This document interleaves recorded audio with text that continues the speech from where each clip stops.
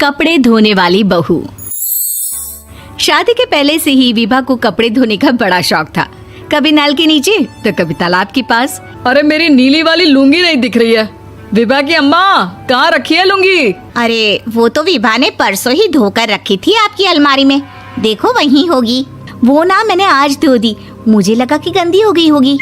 अरे कैसे गंदी हो गई थी? उसे तो मैंने पहना भी नहीं। हे भगवान, इस लड़की के कपड़े धोने की आदत से परेशान हो गया हूँ मैं। जितना तो घर में राशन नहीं आता, उससे कहीं ज्यादा डिटर्जेंट पाउडर का खर्चा है। इसकी शादी करवा दो, शादी जाए अपने घर में ही करे काम, फिर चाहे घर के कपड़े धोने हो या पूरे गांव के। हाँ ठीक बोल रही हूँ, देखता हूँ मैं कोई लड़का। वो दिन भी आ जाता है जब विभा को देखने लड़के वाले आ जाते हैं। लड़की मुझे अच्छी लगी। होने वाली सास कहती है, बेटी अगर कुछ पूछना है तो पूछ लो। वैसे तो हमारी लड़की बहुत ही शर्मिली है, जो बोल दो वो मान लेती है, इसे क्या पूछना होगा। अरे कैसी बात कर रही हो माँ, मुझे इन लोगों के घर रहना है, सवाल तो कई है। हाँ हाँ बेटा, पूछ लो ना, क्या पूछना है। आप लोगों के घर कपड़े कौन धोता है? सास का मुंह बन जाता है। देखो, अगर तुम ये कहना चाहती हो कि तुम्हें कपड़े धोने नहीं आते तो सुन लो, कपड़े मैं ही धोती हूँ, लेकिन तुम्हारे आ जाने के बाद मैं रुमाल तक नहीं धोऊंगी। अरे चुप रहना भाग्यवान, बहू बेचारी घर आई नहीं, उसे डराना शुरू कर दिया। वो क्या है ना बिटिया, अभी तक तो ये कल्लू की माँ ही धोती थी, लेकिन अब तुम्हारे पापा तो दहेज में वॉशिंग मशीन देंगे ही। तभी विभा की माँ बोल पड़ती है, सवाल भी पूछा तो क्या। वैसे भाई साहब, मशीन की तो फिर भी कपड़े धोने की कैपेसिटी होती है, मतलब जो बिटिया दे रहे हैं ना विभा, इसे कपड़े धोने का बहुत शौक है। ये आप लोगों के क्या आस पड़ोस गांव मोहल्ले सबके कपड़े धो दे और उफ तक ना करे। बाहर देखा नहीं आपने कितने कपड़े सूख रहे हैं, सब हमारी बिटिया ने ही तो धोए हैं। बस भी करो ना माँ, शर्म आ रही इतनी तारीफ सुनकर। और तो और एक दाग निकाल कर दिखाओ तो मान जाओ। हाँ अच्छा, माफ करना बेटा, मैंने गलत समझा।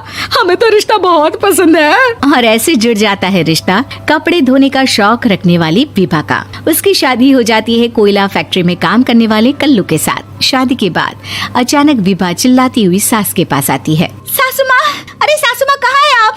ये तो धोखा है, धोखा दिया आप लोगों ने मुझे। इसे ससुर के चक्कर के बारे में पता चल गया। अरे तो उसमें तुझे क्यों धोखा मिला है? अरे नल में पानी नहीं आता, कपड़े कैसे कब धुलेंगे? अच्छा, तू पानी नहीं आ रहा उसकी बात कर रही है।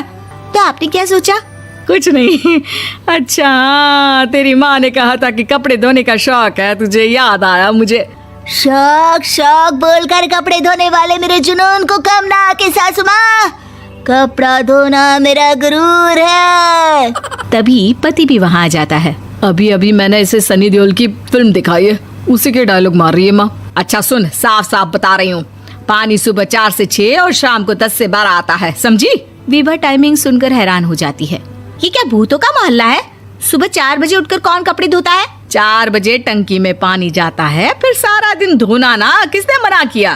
अरे कैसे बात कर रही हैं? 200 लीटर की टंकी में कितने कपड़े धो लूंगी मैं, सुबह ही उठ जाऊंगी मैं। अब क्या था, विभा सुबह 4 से लेकर रात के 12 बजे तक कपड़े ही धोती रहती। एक रोज सास पड़ोस से निकलकर कहीं जा रही होती है कि साथ वाली कहती है, हाँ कल्लू की माँ, जरा ये बताओ कि 2 साड़ी है, 2 ब्लाउज और एक पेटीकोट और एक नाड़े वाला लंबा कच्छा। हाँ तो? अरे तो क्या, कितना लोगी धुलाई ये बताओ। धोबन दिख रहे हैं हम क्या? हमारे पति सरकारी नौकरी से अभी रिटायर हुए हैं और बेटा सुपरवाइजर है कोयला फैक्ट्री में। धोबन समझ रखा है हमें।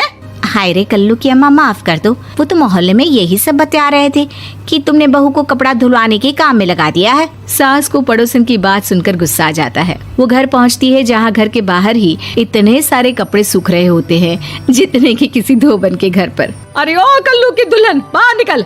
माँ जी यहीं आ जाओ, बाथरूम में चादर धो रहे हैं हम। अरे अभी हम धोते हैं, तुमको बाहर निकलो। ये आस पड़ोस वाले बोल रहे हैं कि हम बहू से कपड़े धुलवा कर उसे कपड़ा धोने वाली बना दिए हैं। अरे छोड़ो ना माँ जी, किन लोगों की बातों में आती हो? आस पास के लोगों का तो काम ही होता है कि वो किसी तरह सास बहू को लड़ा दे। बहू सारे घर के कपड़े धोती है, ये क्या कम है? बोलिए। सास को भी लग जाता है कि वो बहू का ये सनकीपन नहीं छुड़वा सकती, इससे अच्छा है कि खुद ही चुप हो जाए। एक रोज सास और बहू मंदिर जाते हैं, जहाँ सास की साड़ी वहाँ खड़ी भीख मांगने वाली से मिलती है। माँ जी क्या बात है, आप आपकी साड़ी उस भिखारन से कितनी मिल रही है ना? हाँ हाँ देखो तो, दोनों की साड़ी मिल रही है। क्या बात है कल्लू की अम्मा, तुम खुद को तो अफसर की बीवी बताती हो और ऐसी सिंपल सी प्लेन साड़ी पहनकर घूमती हो। सिंपल और प्लेन नहीं है ये साड़ी। तो क्या सोने के धागे से फूल बने हैं? कुछ भी सासू माँ, कुछ भी। हाँ बने थे इस साड़ी में सोने के धागे से फूल। मेरे पति लेकर आए थे मद्रास से स्पेशली मेरे लिए 10,000 की। ताहे भाई साहब इस भिखारन के लिए भी सेम टू सेम साड़ी लेकर आए होंगे 10,000 की। सास उस वक्त तो कुछ नहीं कहती, लेकिन बहू के साथ घर आती है और अलमारी से एल्बम निकाल कर लाती है। ये साड़ी देख रही है, ये वही साड़ी है जिसे मैंने अभी पहना था। इस साड़ी में ये जो चमकदार फूल दिख रहे हैं ना, ये सोने के धागों से काढ़े गए हैं। लेकिन तू लोकल वॉशिंग मशीन ब्रश से घिस घिस कर सारे फूलों को निकाल कर साड़ी प्लेन कर दी। मुझे माफ कर दीजिए सासू माँ। और तो और, जब मैंने तुझे तेरी गलती के लिए कुछ नहीं कहा, लेकिन तूने तो सबके सामने मेरा मजाक ही बना दिया। क्यों? बहू को समझ में आ जाता है कि अब से उसका कपड़े धोना बंद।